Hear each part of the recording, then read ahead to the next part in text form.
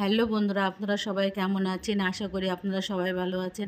বন্ধুরা, আজ আমি তোমাদের এমন একটা ভর্তা করে দেখাবো, তোমরা খেলে কোনোদিনও ভুলতেই পারবে না। মনে করবে সপ্তাহে ১-২ দিন বানিয়েই ফেলবে। আর এটা গরম ভাতের সঙ্গে দারুণ লাগে। এখানে আমি ২টো টমেটো নিয়েছি, সেটা মাঝখান দিয়ে গোল গোল করে ৪-৫ থেকে ৬ টুকরো করে নিয়েছি। এবার আমি তেলের মধ্যে ওটা টমেটোটা দিয়ে ওর মধ্যে ২টো শুকনো লঙ্কা দিয়ে দিলাম। আর এখানে আমি ১৫-২০টা দিয়ে দেবো রসুনের কোয়া।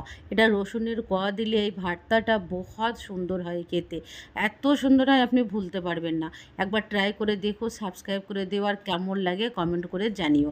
এবার আমি একটা খুন্তি সাহায্যে ভালো করে সাইজ করে টমেটো আর রসুনগুলো তেলের সঙ্গে ভালো করে মিশিয়ে দিলাম। একটা ঢাকনা লাগিয়ে ৫ মিনিটের মতো অপেক্ষা করে ঢাকনাটা তুলে তোমাদের দেখিয়ে দিচ্ছি। দেখুন টমেটোটা কী সুন্দর উপর দিয়ে সফট হয়ে গেছে। এবার আমি একটু পাল্টিয়ে দিলাম, পাল্টিয়ে সমস্ত টমেটোগুলো এক এক করে পাল্টিয়ে দেবো। দিয়ে আমি এর উপরে একটু সামান্য লবণ ছিটিয়ে দেবো। কি লবণটা দিলে কি তাড়াতাড়ি সিদ্ধটা হয়ে আসে, এই জন্য আমি প্রথমে লবণটা দিতে ভুলে গিয়েছিলাম। এবার আমি লবণটা দিয়ে দিলাম। এবার লবণটা দিয়ে আবার ৫ মিনিটের জন্য রেখে দেবো। দেখুন এভাবে ১০ মিনিটের মধ্যে আমার টমেটো সিদ্ধ হয়ে গেছে। কি সুন্দরভাবে সিদ্ধ হয়ে গেছে দেখুন। আমি তোমাদের একটু খুন্তির সাহায্যে দেখিয়ে দিচ্ছি দেখুন। এবার আমি সব টমেটোগুলো এক এক করে একটা প্লেটের মধ্যে তুলে নেব। ওর ভিতরে শুকনো লঙ্কা আছে, রসুন কুচি আছে, এবার ওগুলো একসঙ্গে দেখুন না কি সুন্দর লাগবে। এবার আমি যে রসুনগুলো ছিল সেগুলোও তুলে নিলাম টমেটোর ভিতরে।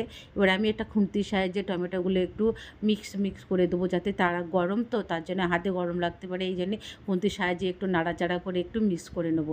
আর আমি যে টমেটোর খোসাগুলো ছিল সেগুলো আমি তোমাদের ছাড়িয়ে নেবো। দেখুন এইভাবে টমেটোর খোসাগুলোও ছাড়িয়ে যাবে একটা খুন্তির সাহায্যে। এগুলো দেখুন আমি এভাবে খোসাগুলো ছাড়িয়ে নিলাম।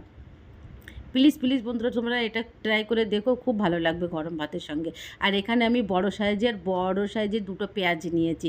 এর ভিতরে একটু পেঁয়াজ কুচিটাই বেশি দেবে, তবে ভালো লাগবে। আর একটু সামান্য দিয়ে দিলাম লবণ, কারণ আমি এখানে আগে লবণে আমার একটু দেওয়া ছিল, এই জন্য লবণটা চেক করে দেবে। আর এখানে দিয়েছি দেখুন ২টো বড় কাঁচা লঙ্কা। একটা লঙ্কা দিলে না জমে যাবে, বেশ ঝাল টক খুব ভালো লাগবে খেতে। এবার আমি একটু মাখিয়ে নেব। দেখুন আমি এভাবে একটু হাতের সাহায্যে মাখিয়ে নিচ্ছি। গরম তো এই জন্য আমার একটু হাতে গরমও লাগছে। আর যে শুকনো লঙ্কাটা দিয়েছিলাম সেটা দেখুন আমি হাত দিয়ে কীভাবে মুড়ে দিচ্ছি, এটা কুড়কুড়ে ভাজা হয়ে গেছে। আর আমি এখানে অল্প একটুখানি ধনেপাতা দিয়েছি, তোমরা চাইলে নাও দিতে পারো। যে ধনেপাতাটা দিলে কি ফ্লেভারটাও ভালো আসে, ফ্লেভার সুন্দর লাগে, খেতেও ভালো লাগে, আর ধনেপাতা শরীরের পক্ষেও ভালো। এবার আমি এটা পুরো মিক্স করে নিয়েছি। আমি কিন্তু তেল দিইনি, যে আমার টমেটোর সঙ্গে যে তেল দেওয়া ছিল সেই তেল দিয়েই ওতে হয়ে গেছে। প্লিজ বন্ধুরা, তোমরা ট্রাই করে দিও, আর সাবস্ক্রাইব করো, কমেন্ট করো, জানাও কেমন হয়েছে। আর এইভাবে তোমরা যদি নতুন ভিডিও দেখতে চাও তো আমাকে কমেন্ট করে জানিও, বা বেল ঘন্টায় দাবিয়ে দিও, পরে দেখতে পাবে। Thank you.